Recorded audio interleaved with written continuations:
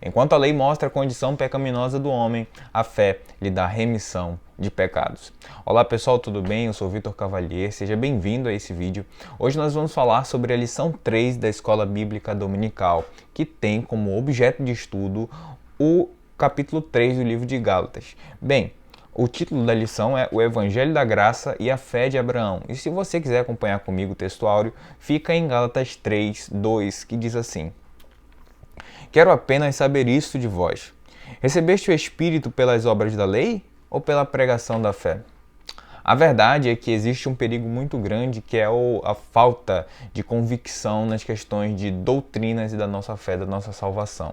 O que aconteceu com a igreja de Gálatas? A verdade é que aquelas pessoas apostataram, ou seja, abandonaram a fé genuína. Foram ensinados por Paulo, mas através dos tempos perderam aquela fé, perderam aquela doutrina por conta de judaizantes, falsos mestres, legalistas que apoiam a lei, que estavam pregando a lei e não a fé como objeto de salvação. E a verdade é que Jesus alertou sobre os nossos dias 3 pontos importantes. Olha o que Jesus fala. Jesus fala sobre falsos ensinadores, a iniquidade aumentando e o amor de muitos esfriando. 3 pontos que são perigosíssimos para a nossa fé, que a gente tem que estar bem atento. Quando os 3 trabalham juntos, é a verdade que os 3 estão interligados, não é verdade? Quando existe falso ensinador, isso gera iniquidade, isso gera falta de amor. Bem, é por isso que a gente tem que estar prestando atenção no zelo doutrinário, que era realmente incentivado por Paulo. Um homem que buscava muito a doutrina e realmente hoje a gente também tem essa oportunidade de ter essa busca através de estudo sistemático da Bíblia, que é, por exemplo, a própria escola dominical. Hoje estamos aqui também copiando o exemplo de Paulo.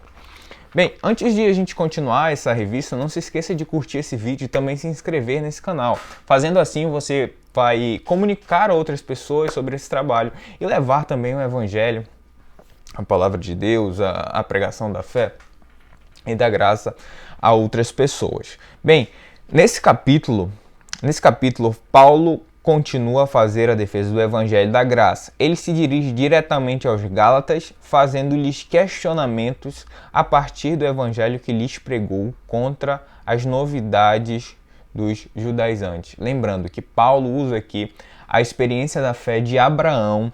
Paulo fala que a lei de Moisés não invalida Abraão e também fala da finalidade da lei na salvação. Observe que algo que o autor vai destacar aqui da revista, que Paulo usa citações verotestamentárias, ou seja, a verdade é que Paulo usa a própria argumentação dos judaizantes, dos defensores da lei, contra eles. Paulo pega a lei, Paulo pega as citações, Paulo pega exemplos do Antigo Testamento e usa como argumento para a fé como salvação. E é o que a gente vai ver hoje aqui. Olha o que o Edmar Santos vai falar. Não resta dúvida que a intrepidez demonstrada por Paulo em Gálatas inflamou Lutero a denunciar a doutrina da salvação. A riqueza da argumentação de Paulo estava na própria Bíblia. Paulo usou a Bíblia para defender a sua tese, a sua ideia. E a verdade é que nós temos que ser assim. Se vier qualquer ataque, se vier qualquer outro falso ensinamento, nós devemos usar a Bíblia contra essas coisas, porque ela é o único objeto de nossa defesa e também de ataque. E a verdade é que o autor fala nessa lição sobre Lutero, mas eu já tinha falado na lição anterior e eu nem sabia que o autor ia abordar esse tema. Então, se você quiser saber mais também sobre Lutero, tá lá na lição anterior. Mas termine de assistir essa aqui pelo menos, né? Bem, vamos aos Gálatas insensatos. Primeiro ponto. A fé dos Gálatas é analisada. E aqui Paulo fala algo interessante. Paulo fala da experiência deles com Deus e das manifestações espirituais que tiveram lugar em meio a esses irmãos. Olha que absurdo. Aquelas pessoas eram inconstantes, tiveram as suas experiências com Deus, mas mesmo assim abandonaram a fé. Como acontece isso nos nossos dias, né? E a gente vai abordar o primeiro ponto aqui, convertidos, mas não convictos. Olha o que fala em Gálatas 3:1.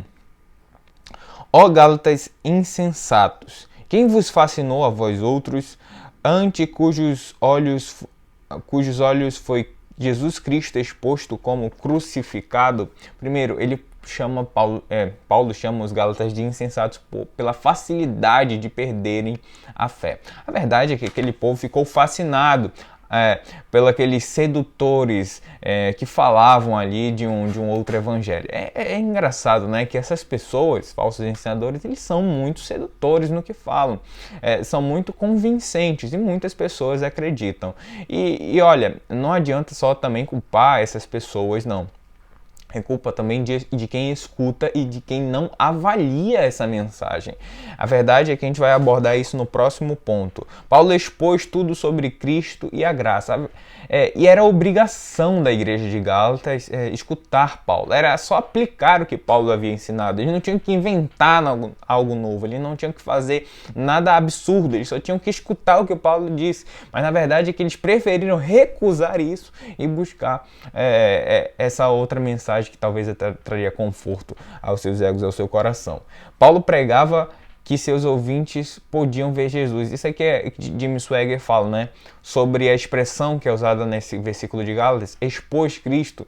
Isso significa que, de acordo com Jim Swagger, que ele falava com tanta intensidade sobre Jesus que as pessoas podiam ver Jesus crucificado na frente delas. Isso por causa da riqueza da sua pregação, de como a sua pregação era tão forte e os ouvintes ali se imaginavam. A verdade é que poucos pregadores na história foram assim.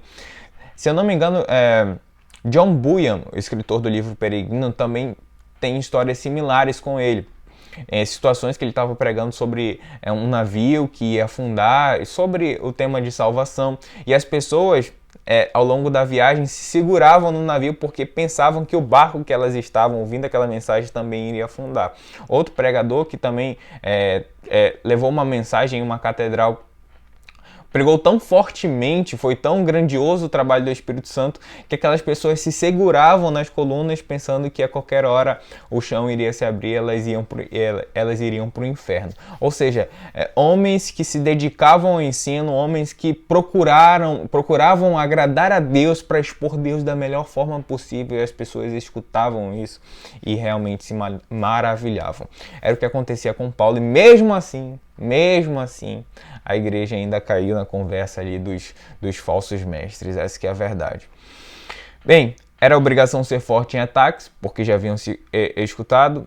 Nunca tiramos o foco, é importante nunca tirar o foco de Jesus, e a maturidade do cristão é testada quando esse pode defender a fé que se diz professar. Meu irmão, não adianta eu dizer que eu sou cristão, não adianta eu afirmar que eu acredito em Cristo e na Bíblia se eu não conheço e não sigo direito as doutrinas da Bíblia e o que Cristo ensinou. É muito fácil eu dizer que eu professo uma fé, mas eu tenho que conhecer essa fé para se tornar um cristão genuíno. E observe, essa não é a obrigação somente de líder, não. Isso aqui não é para conhecer a Deus, não é tarefa de líder, não é só tarefa de pastor, de bispo, de papa, que seja, não. É tarefa de toda a igreja. Toda a igreja tem que buscar conhecer mais de Deus. Do Espírito para a carne. Gálatas 3:3. Olha o que vai falar. Sois assim insensatos, que tendo começado no Espírito, estejais agora vos aperfeiçoando na carne. A verdade é que aqueles irmãos estavam em uma decadência espiritual. Como eu já disse anteriormente, aceitaram a pregação e depois se desviaram dela. Paulo mostra a simplicidade do Evangelho e que os Gálatas estão atraídos pelos acessórios teológicos dos legalistas. Se aproximaram muito mais daquela pregação e saíram da fé genuína e da cruz de Cristo. Paulo demonstra a lembrarem da fundamental fé cristã. Obras religiosas, por maiores que sejam, não justificam o homem. O homem só é justificado e terá aprovação através de Jesus Cristo. Gálatas praticavam a fé por salvação e depois tiveram a sua santificação por si mesmo. Aceitaram aquela pregação em que diz que eles mesmos seriam responsáveis pela sua salvação, que na verdade não funciona assim. Muitos pregadores e pessoas na igreja estão querendo complicar a pregação e se esquecem do evangelho puro e simples. A verdade é que a gente vai buscar muitas coisas. A gente vai buscar muitas coisas lá fora e esquece do evangelho que salva, do evangelho que transforma as vidas. Os atrativos. A teologia, ela às vezes é tão colocada em jogo que a pessoa se esquece de Jesus crucificado e vai se importar com a importância do galho seco na vida do macaco no jardim do Éden. Essa é a teologia da pessoa. Vai se importar com coisa que não vai fazer diferença na salvação e no caminho para o céu dessa pessoa. E, portanto, vamos nos lembrar do básico. Vamos nos lembrar do importante, que é aquilo que salva, que transforma vidas, o evangelho que nos vivifica, nos tira da vida do pecado e nos tira da culpa do pecado e da morte. Graça que não podemos cair. Gálatas 5:4. Separados estáis de Cristo, vós que vos justificai pela lei. Da graça tendes caído. Bem, o crente que acredita em outra coisa, a não ser a cruz para sua salvação, meu irmão, essa pessoa, ela está em decadência, essa pessoa não tem futuro, ela simplesmente é um apóstata. Portanto, muito cuidado com outro meio de justificação. Tudo é pela fé. Gálatas 3:5. A verdade é que, como eu disse anteriormente, Paulo fundou a Igreja da Galácia do Sul. Eles receberam manifestações espirituais sem serem judeus. Paulo surpreende por eles terem abandonado a fé. Quantos abandonaram o evangelho pelo novo mercado da fé? Pelo novo no mercado da fé. Quantas pessoas saem das suas igrejas para procurar algo novo? Quantas pessoas esquecem do evangelho que tirou elas da escravidão do pecado para procurar um novo tipo de teologia que na verdade é só modernismo, né? Portanto, muito cuidado. Aquela igreja preferiu se apoiar nas obras da lei e cometeu um grande erro. Olha o que diz Gálatas 3:5. Gálatas 3:5. Aquele, pois, que vos concede o Espírito e que opera milagres entre vós, porventura o faz pelas obras da lei ou pela pregação da fé? Tudo o que o Senhor faz se apoia quando o crente tem fé. A fé é a base do nosso cristianismo. A fé é a base da nossa doutrina. Sem fé é impossível agradar a Deus. Vamos para o exemplo de Abraão. E aqui é espetacular o que Paulo faz. Paulo faz comparações entre as alianças da graça e da lei usando a figura de Abraão. Usa o argumento dos legalistas contra os próprios ilegalistas, né? Abraão foi justificado pela fé. Escuta isso aqui. É o caso de Abraão que creu em Deus e isso lhe foi imputado para a justiça. Gálatas 3:5. Isso ele faz menção lá de Gênesis 15:6. Abraão era um senhor, tinha 85 anos, sua mulher era estéril. Deus prometeu que Abraão seria pai de multidões. Sua descendência seria como as estrelas do céu. E Abraão simplesmente creu e foi justificado ali. É interessante, né? Olha o que diz em Gênesis 15:6, que ele creu no Senhor e foi justificado. Qualquer outra coisa, a não ser a fé, a não ser crer no Senhor, isso aqui é Gênesis 15:6, Gênesis, Antigo Testamento, qualquer outra coisa é autojustiça. É totalmente inaceitável para Deus. Nós somos declarados justos, nós somos declarados herdeiros de Deus, escuta essa, nós somos declarados herdeiros de Deus por causa da nossa fé e não por conta das nossas obras. Mesmo antes da chegada da lei e ainda na condição de incircunciso. Ou seja, Paulo detonou qualquer tipo de argumento deles, refutou qualquer outra coisa por conta que a fé antecede a lei. A fé é muito antes da lei. Aliás, o autor da lição vai falar aqui que é quatro séculos antes da lei. Abraão creu no Senhor, isso lhe foi imputado como justiça. Que é, na verdade, a base também da nossa fé. Esse versículo é uma das partes mais importantes de toda a Escritura. E João 8,56 que diz: Abraão, vosso pai, exaltou por ver o meu dia e viu e alegrou-se. Olha que perfeito. Na revelação de Jesus, Abraão foi da justificação pela fé dada a Abraão, entendeu que a redenção estava alicerçada não em uma filosofia humana, mas em uma pessoa. E quem era essa pessoa? O próprio Jesus e o que Jesus faria na cruz. Olha a revelação de Abraão, olha a justificação de Abraão da onde veio. Então você vê que tudo se centraliza no nosso Deus e no seu sacrifício na cruz. Os verdadeiros filhos de Abraão, escuta essa: sabei, pois, que os da fé é que são filhos de Abraão. A verdade é que os judeus se orgulhavam muito pela sua ascendência, por serem filhos de Abraão. Mas a verdade é que do que adianta a gente se orgulhar da nossa ascendência? Não adianta de praticamente nada. Se fosse por isso, Lúcifer se orgulharia da sua ascendência de anjo. Mas na verdade hoje ele é demônio, é Satanás. Então, portanto, se a gente não estiver de acordo com aquilo que os nossos antepassados foram, nós não seremos nada. A verdade é que esse foi o erro dos judaizantes. Eles eram descendentes físicos de Abraão, mas não tinham a mesma fé que Abraão tinha. Eles queriam ser justificados pela lei, enquanto a base, a marca registrada de Abraão era a fé.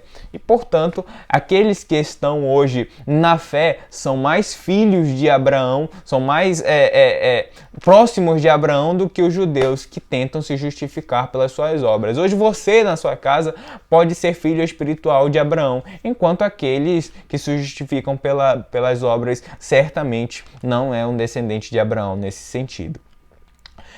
Só existe um caminho para ser considerado filho de Abraão: a fé. Olha o que o Augusto de Nicodemos fala, algo interessante. De fato, se alguém é judeu, descendente físico de Abraão, mas não tem a mesma fé do patriarca, quem a tem é mais filho de Abraão que ele. Esses são os filhos legítimos. Os gentios são abençoados. Gálatas 3:8. Olha o que diz: Ora, tendo a Escritura previsto que Deus justificaria pela fé, os gentios preanunciou o Evangelho a Abraão. Em ti serão abençoadas todos os povos. Todas as famílias da terra seriam abençoadas. Isso traz até nas questões étnicas, né? Que vai muito mais, vai muito além dos judeus. Isso vai para toda a tribo, em qualquer parte do mundo, vai para todo o povo, vai para toda a cor, vai para todos os sexos, independente de faixas etárias. A fé, a justificação chega para todas essas pessoas. Primeiro Abraão e se configurou em favor dos judeus gentios. A igreja é a união de todo aquele que crê. Aquele que crê faz parte da igreja, é considerado filho de Deus. Continua contra os falsos, e aqui Paulo continua contra os falsos mestres e legalistas, falando sobre as obras religiosas que são insuficientes para a justificação. E o que é justificação, que a gente já falou tanto nessa lição? É um termo jurídico que é o que acontece. Vamos dar um exemplo. Quando uma pessoa é julgada, mas ela não é condenada, ela é inocentada. E antes de ali ser condenada, ela a verdade é que ela é inocentada por aquele juiz. E é como se fosse o nosso Deus. O nosso Deus é um juiz supremo que nos perdoa, que nos diz e que diz que nós não temos nenhum tipo de erro e que nós estamos aptos para ser livres. E é assim que funciona a nossa justificação. Justificação é o estado de aceitação pelo qual se entra pela fé. É um dom gratuito de Deus que está à nossa disposição somente por Jesus Cristo. Não há outro meio de salvação e de justificação, porque nosso Deus é o único Deus juiz que nos justifica. Como Abraão, somos comissionados a abençoar as nações. Nós também temos esse papel de levar as boas novas para todos. Finalidade da lei, Gálatas 3, do 15 ao 29. Aqui fala que nós somos... Se não somos salvos pela lei, qual é a finalidade da lei? Essa é uma questão que muitos se perguntam. A lei dada a Moisés não invalida a promessa com Abraão. Aqui nós vamos falar um pouco sobre que a lei e a fé, elas se complementam, né? Mas é importante para a salvação. Primeiro, a lei mostra transgressão. Olha o que é dito aqui em Gálatas 3,19. Gálatas 3,19 diz: Qual, pois, a razão de ser da lei? Foi adicionada por causa das transgressões, até que viesse o descendente a quem se fez a promessa. e foi promulgada por meio de anjos pela mão de um mediador. Quem é esse mediador? Moisés, né?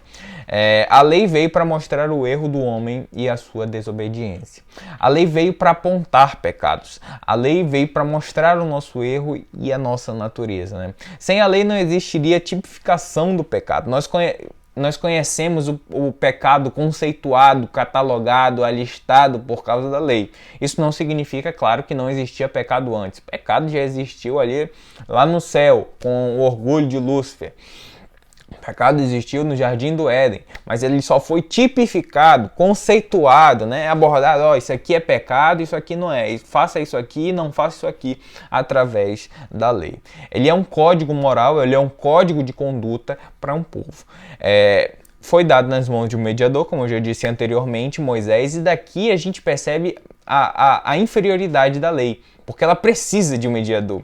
E a justificação é uma mudança de posição do pecador, antes condenado e agora goza da absolvição. Por quê? Porque a lei aponta o pecado e mostra que você está errado, mas ela não te tira de lá. Ela não permite você estar apto para a absolvição. Claro que não, ela só mostra o seu erro. Portanto, ela é, de certo modo, limitada. A lei mostra uma necessidade, ela indica uma inferioridade. Até que viesse a posteridade a quem a promessa tinha sido feita. Quem é essa promessa? O próprio Jesus. Jesus Cristo é essa promessa. A lei não contraria a promessa. Gálatas 3:21. É porventura a lei contrária às promessas de Deus? De modo nenhum. Porque, se fosse promulgada uma lei que pudesse dar vida, a justiça, na verdade, seria procedente de lei. Aqui a lei não apresenta uma oposição, mas ao mesmo tempo parece, né? Mas na verdade ela é uma complementação da salvação. A lei faz parte da salvação. A lei por si não pode salvar nem justificar ninguém, nenhum pecador. Ela exige que o homem cumpra ela toda, sendo o homem incapaz de cumprir. Exige uma coisa, mas o homem é limitado. O homem tem a sua natureza. Por isso que a promessa traz a redenção através da morte substitutiva de Cristo, que no Calvário cumpriu a lei em nosso lugar. Ele pagou esse preço, ele foi até a cruz, ele se sacrificou. A lei mostra quem é o homem, mas não pode mudar. Judeus estão focados em fazer o seu sistema de fazer justiça que perderam a oportunidade. Estão tão focados em fazer o seu sistema de justiça que perderam a oportunidade de receberem a justificação. E aqui a gente vai falar que a lei e a graça, como eu já disse anteriormente, faz parte do mesmo plano. Por quê? Pense como se fosse uma viagem. Para essa viagem, para você chegar no seu destino, você tem que pegar um trem. Você pega esse trem e você chega nesse destino. Mas imagine quando você chega no destino, chega no alvo, você não quer sair desse trem. Você quer fazer morada nele. É como os judeus fazem muitas vezes com a lei. O que acontece? A lei era como se fosse um veículo para levar até a promessa. Quem é a promessa? Jesus. Mas a verdade é que eles se prenderam nesse veículo. Eles se prenderam lá e pensam e querem fazer morada lá, enquanto Jesus, que é o nosso destino, está lá esperando de braços abertos. Então, e o que a gente vai fazer? Vai ficar parado nessa coisa pequena ou vai desfrutar da promessa de Deus? A lei aponta para Cristo. Olha o que diz aqui em Gálatas 3:24. De maneira que a lei nos serviu de aio para nos conduzir a Cristo, a fim de que fôssemos justificados por fé. Mais uma vez, Paulo faz separação entre o papel da lei e da fé no processo de salvação. Ela diz que serviu de aio. Aio é como se fosse ali o condutor, um tutor de crianças, né, que ensina um menino. Aliás, tem um autor que ele fala sobre graça, eu até esqueci o nome dele, mas ele fala que Deus é um dançarino que está ali para cuidar daquela criança que é realmente muito travessa e que gosta de brincar. Nós somos essa criança e Deus está à nossa disposição para cuidar da gente. A lei é um aio porque muitos de nós, em nós o conhecimento de nós mesmos, nos fazendo compreender nossa própria condição espiritual e a necessidade do Salvador. O custo de seus pecados é maior do que você pode pagar. O presente do seu Deus é maior que você pode imaginar. A lei indica a necessidade de um Salvador. E o nosso Salvador, porque ela indica essa necessidade, porque ela sozinha não pode dar salvação. E ela mostra, olha, você precisa de alguém. Esse alguém é Jesus. Nós sozinhos não podemos nos justificar. Então nós temos que ter a nossa justificação através dele, pela fé, independente de obras da lei. Bem, os escribas dissecando a Torá, fizeram ali o Torá, os 5 primeiros livros, encontraram 613 mandamentos, 365 com não faça e 248 com faça. E Jesus é esse libertador dessas questões, né? Não importa se você cumpre ou não, mas ele está ali para te dar a absolvição desses erros. Mateus 11:28 fala algo interessante. Vinde a mim, todos os que estáis cansados e sobrecarregados. Por quê? Jesus está disposto a dar a salvação. Vinde a mim, porque Ele é a salvação. Ele é a solução para aquilo que é pesado para você. Todos os que estáis cansados. Por que estáis cansados? Porque você já tentou se justificar por si mesmo? Você já tentou se santificar através do seu jejum?